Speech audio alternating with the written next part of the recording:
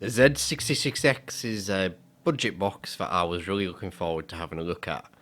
It's the first of its kind to feature a new ZTE processor, and it was their attempt to enter the TV box market. Now, unfortunately, this box leaves a lot to be desired.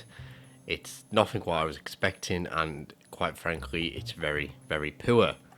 But stick around and we'll take a look at it anyway.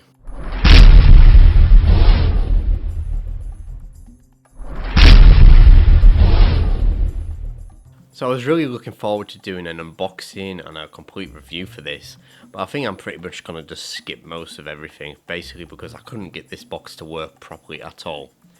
Now that doesn't mean that if you buy one of these it's going to have this issue. It might just be the fact that I've got a dud. It happens, and you know, it's just the way it is sometimes. But the thing is with this device is it looks pretty good. It's cheap, so I don't expect it to be, you know, particularly special in any way, but it looks pretty good. It's unique, and especially the ZTE processor, it's the first of its type to go into an Android TV box, so that's, you know, I was looking forward to having a look at that, see how it performed. Now, as well as that, it's also got the not the latest, but a newer kernel compared to Amlogic devices. So again, I was looking forward to seeing what else we could do with this device, because it's running kernel 4.10, I think it was, rather than what Amlogic have been using for years, which is 3.10. Now, when you first load on the box, it's got this really nice UI. It really looks fantastic, and it kind of reminds me of the Google Leanback launcher. And yeah, it looks visually very pleasing, and it's very easy to use. And for the first 10 minutes, you know, it was great. I was just going through the menus, seeing how it worked, and going through the settings, and everything was pretty smooth and doing pretty well. And it was, you know, I had good expectations when I started loading apps and stuff like that onto it. But unfortunately, the moment I started loading apps onto it, that's where everything fell apart, basically. I loaded Kodi on it. Obviously, this is an Android TV box, so it's going to be primarily built to run Kodi and apps like that.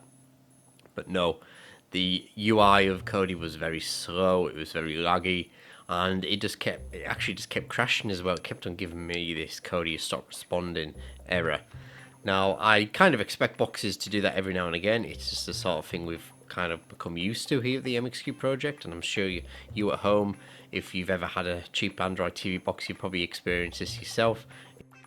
So we loaded on Asphalt 8, and well, we kind of got it running, and it ran, and it was alright. It was on medium settings, I think it was, but then all of a sudden the joypad control just stopped talking to the box for some reason, and I've never seen that before, just during the game, and well, that ruined the game basically. Kind of expect it on some devices not to be able to run certain games, and that's absolutely fine. But no, this seems to be consistently struggling with apps, even simple apps like Antutu benchmarking and say CPU-Z. It just kept crashing, and the thing is that when it crashed, it just didn't crash where you can now bring up the task menu and then close it down nice and easily. No, the whole box crashed, so there's no chance of you know, escaping to the main menu. You basically had to pull the plug, and I hate doing that on boxes because you can cause way more damage doing that to a device, especially during a process like, you know, loading an application or something like that. You can totally wreck your device, and I hate doing that. But I had to do that about 10 times just to, you know, try and use it. So I'm really disappointed in this device. I think they have got a good piece of kit here, but it's so far from being, you know, consumer ready. The manufacturer really just needs to focus on the firmware, get the firmware working properly. There's lots of different problems with Nougat, for example, on all sorts of different types of boxes, but nothing like I've seen on this device where it's just problem after problem after problem. But there we go. If they can get that fixed, then I think this would be a really good budget box. But until then, no, I can't recommend this at all. Of course, it might just be me. It might have just been a problem with my device. I might just have a dud. I don't know. I don't know enough about this device to really give a full opinion whether it was this or not. You guys, if you've got one, please comment. Tell me what, you know, how it works with you. Are you having problems with it? Are you not? Is it running really well? I really would love to know. So please comment in the comment section below. That would be fantastic. So that pretty much concludes this video. Thanks for watching, guys. Don't forget to go to our website, lots of reviews, tutorials, etc. on there. Just the mxqproject.com. Twitter at mxqproject, and of course our Facebook group. Again, links will be all in the description. Don't forget to subscribe and like this video.